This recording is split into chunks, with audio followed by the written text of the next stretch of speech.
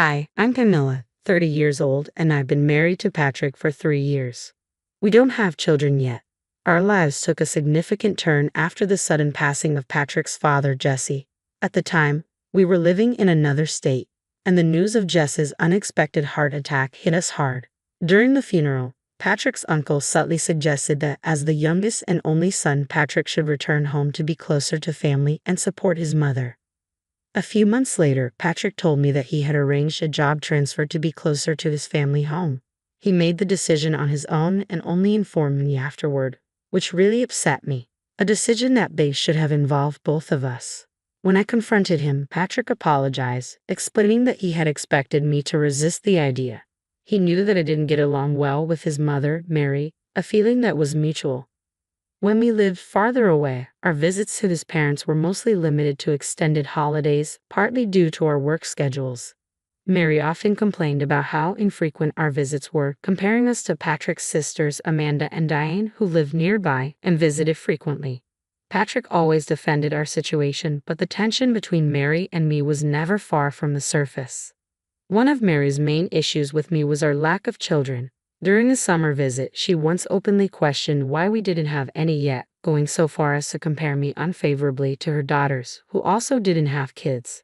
Her outdated views and intrusive comments about motherhood always grated on me. Still, when Mary's health began to decline, even Patrick grew more concerned, which played a big role in our recent decision to move closer to her.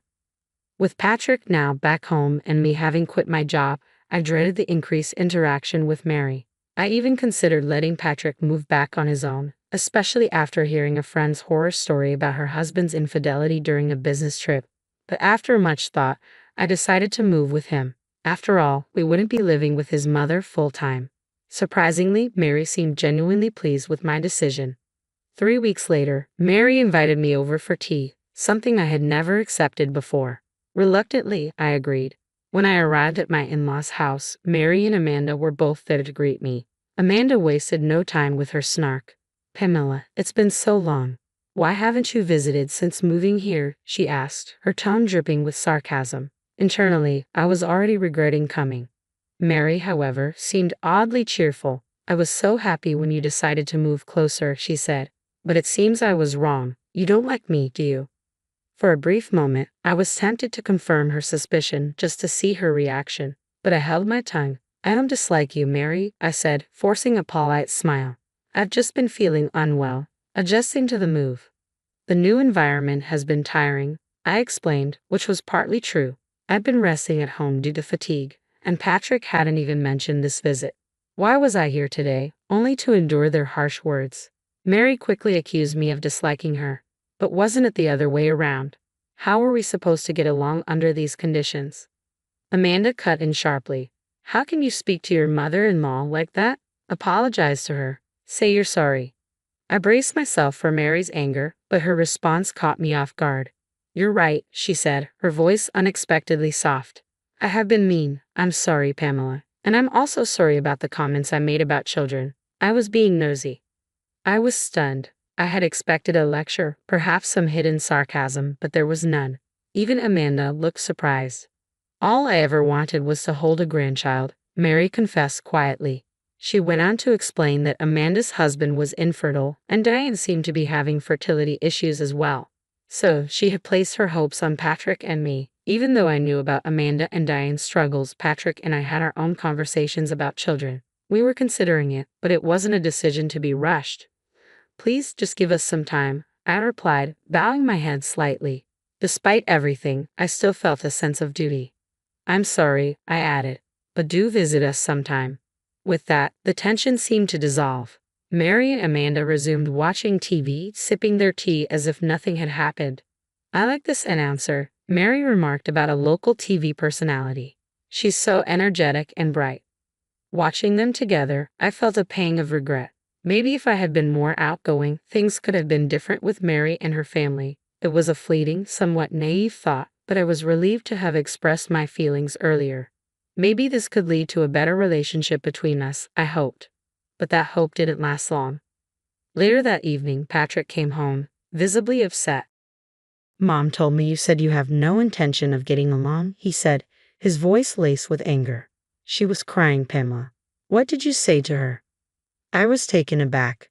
Just a few hours ago, he had left with a smile, and now he was accusing me of something completely different. Patrick, there's been a misunderstanding. I began, trying to stay calm. I told her it's difficult for me to be friends with her given how things have been between us, but I never said I didn't want to get along. He didn't seem convinced. His earlier smile now felt like a distant memory, replaced by doubt. I felt a wave of fear. He fully believed Mary's twisted version of the story. I tried to explain further, but he wasn't listening. Then my phone buzzed with a message from Amanda. After all the effort of moving here, weren't you prepared to make it work? If you're here with us, you need to be a bit more patient. Patrick glanced at me, his expression mirroring Amanda's words. I suddenly felt very alone. I moved here because I wanted to be with Patrick, not to appease Mary and Amanda. I looked him in the eye and said, "It's clear that Mary and the others might never approve of me. Maybe you should consider someone she likes more." The word divorce slipped out before I could stop it, and for the first time, Patrick looked genuinely alarmed. "Wait, hold on. How did we jump to divorce?" he asked, bewildered by this sudden turn. "I just want you to get along better with my family." He couldn't seem to grasp that his family might never truly accept me, which left me feeling equally baffled. But Patrick seemed determined to resolve the misunderstanding. The next day, he came home late from work and told me about his conversation with his mother. She had admitted that there was a misunderstanding and even apologized. "What a fuss," Patrick said, as if it were all behind us. Then, as if on a completely different note, he mentioned that Mary's birthday was coming up. "How about we celebrate her birthday at a fancy restaurant?" The sudden shift from turmoil to talks of a birthday celebration left me confused. But it was clear that Patrick was making an effort to mend things, even if the path forward seemed rocky. Patrick suggested that if we framed the birthday dinner as my idea, it might help shift Mary's perception of me in a positive direction. I was skeptical, given Mary's complex personality, but I agreed to make the reservation. I invited Amanda and the rest of the family, booking a table for 8.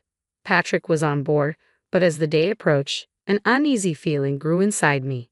Patrick had been distant lately, his responses to my attempts at conversation curt and indifferent. I felt more isolated with each passing day. The night of the dinner arrived, and we walked into the restaurant to find Mary, Amanda, and their spouses already seated. The host showed Patrick and me to our table, casting a curious glance in our direction, adding to my discomfort. "Happy birthday, Mary," I said, trying to keep my voice steady. I greeted Mary cheerfully, trying to bridge the gap. However, she didn't even acknowledge me, instead turning to the others and thanking them for joining her celebration. It felt like a deliberate snub. Amanda glanced at me, her brow furrowed in confusion. "I thought today was a family gathering," she remarked, her brief, puzzled look leaving me uneasy. Diane, sensing the tension, glanced over with concern, making it clear that I was being deliberately excluded. Determined not to let it ruin my evening, I decided to quietly keep to myself and leave early. But just as I settled on this plan, a staff member approached our table with a slightly awkward expression. "I'm sorry, but the reservation was actually made for 7 people tonight," he informed us. Confused, I responded, "I distinctly remember reserving for 8. Could there be a mistake?" "No, it was definitely changed to 7, the staff member replied, recalling my original reservation. "But about a week ago, we received a call from a gentleman asking to reduce the number."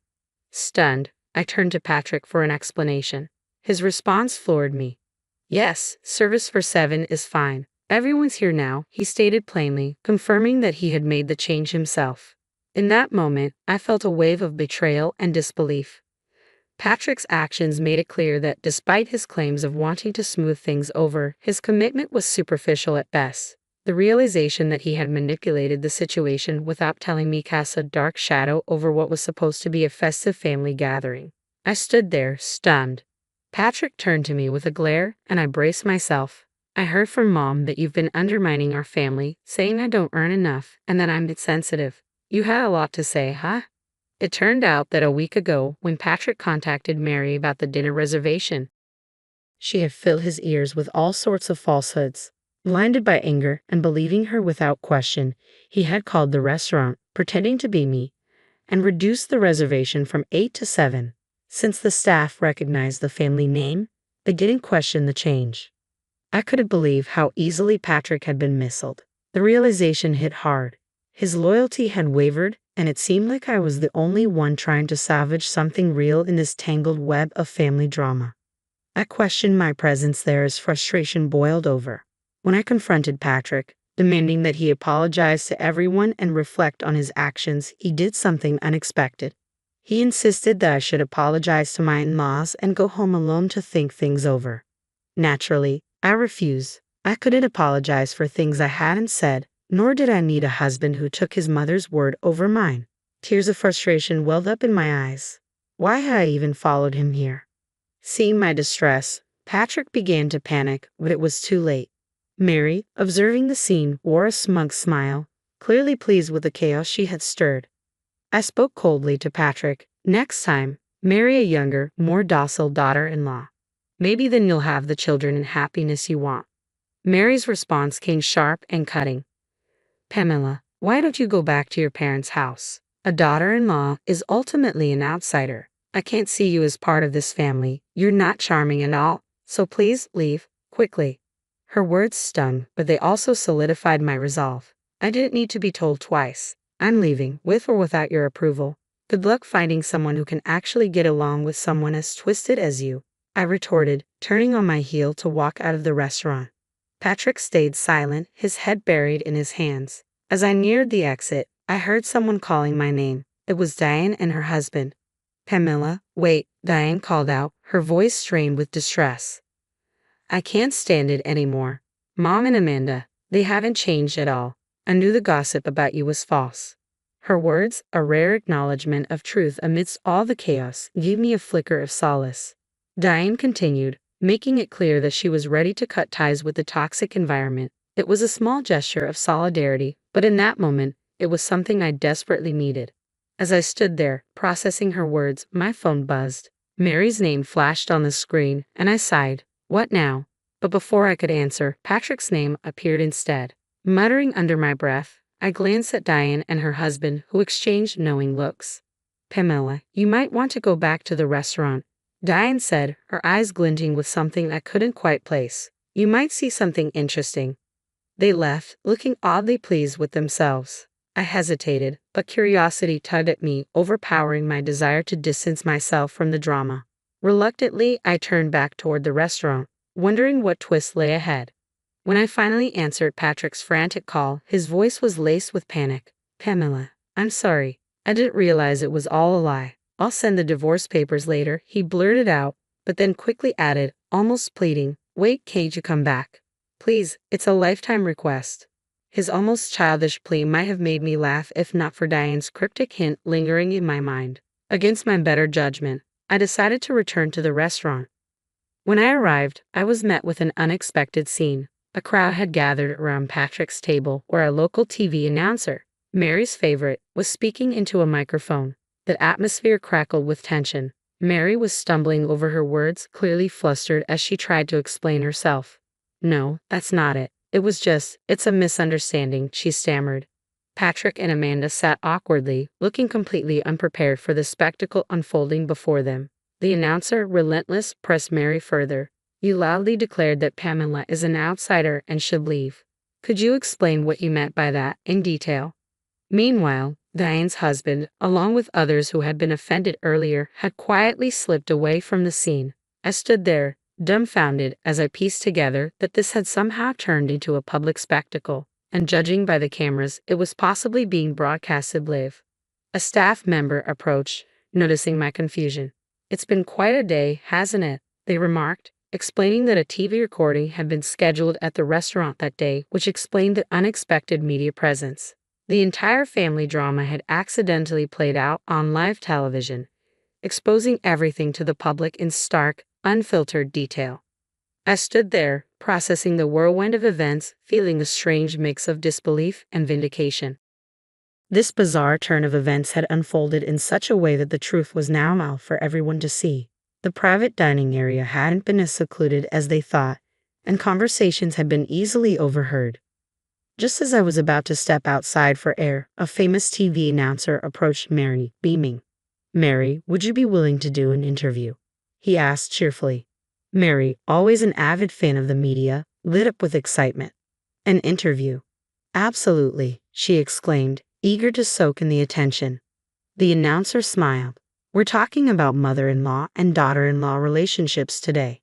We heard there was a bit of a heated argument earlier, and the daughter-in-law left in tears. Can you tell us what happened? Mary's face went pale at the unexpected question. Amanda's expression mirrored her mother's as they both struggled to come up with a response. Their manipulation and scheming had now been laid bare, and they were cornered into explaining the truth. Just then, from across the room, Patrick spotted me. He looked desperate, his eyes pleading. "Pamela, please," he called out. But by now, his words were nothing more than noise against the backdrop of the chaos that had unfolded. "I can't let this shame be known. It was all a misunderstanding," Patrick implored, looking utterly defeated. But by then, any feelings I had for him had evaporated. Mary, attempting to smooth things over, forced a strange smile. "Oh, we usually call each other Pamela," she said, trying to paint a picture of familiarity. "Pamela, come over here," she beckoned, her voice unnervingly sweet. As I approached, the announcer directed the microphone toward me. "You say you call each other Pamela, but how does the daughter-in-law truly view her mother-in-law?" they asked. Calmly, I responded, "I've never been called that." I paused. "I have, however, been called unpatriotic for not having children. Multiple times. Patrick and I haven't felt ready or confident enough to start a family.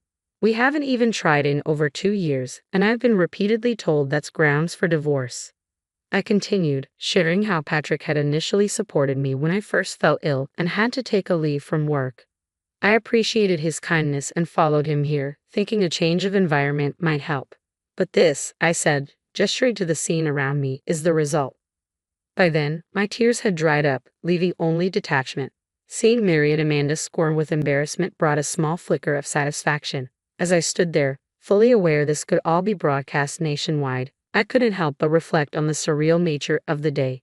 Watching Mary's distressed expression when I mentioned the broadcast made me smile. "Well, since I'm considered an outsider, I suppose I should leave. Goodbye," I said, savoring the moment as I turned to exit the restaurant. I ignored the shouts and commotion that followed, feeling a wave of relief as I walked away. The day had been long and fraught with emotion, but in that final moment, I felt a profound release. Walking away from that chaotic scene, a mix of relief and satisfaction settled in. Although Mary and her family managed to prevent the footage from airing, the incident caused a local stir, becoming a hot topic among relatives and acquaintances. The gossip spread quickly, fueling endless speculation. I returned home, packed my belongings, and moved back to my parents' house. I sent Patrick the divorce papers, but his response was delayed, prompting me to consider involving a lawyer. To my surprise, Patrick soon appeared at my parents' doorstep. My father, Peter, usually a composed and calm man, took charge of the situation with a firm hand. Patrick, clearly remorseful, offered a heartfelt apology. He claimed he would sever ties with his family and promised to trust only me going forward. But his words felt hollow, too little, too late. Visibly upset by the years of distress Patrick had caused, my father didn't mince words. "Why didn't you realize this sooner? What have you put Pamela through all these years? Just sign the divorce papers and leave," he instructed sternly. With regret etched across his face, Patrick handed over the papers. His handwriting was shaky, barely legible. Despite the difficulty, the divorce was processed smoothly. It later emerged that Amanda had been the true cause of her infertility, a fact she had wrongly blamed on her husband. Now on the brink of her own divorce, she no longer visited her in-laws. Patrick returned to live with his mother, Mary, in their small hometown, likely facing the weight of uncomfortable rumors. But that chapter of my life was closed. In the months that followed, life took a more positive turn. I reconnected with a classmate from my hometown, and we eventually married. Our relationship is filled with joy, and we soon welcomed a child.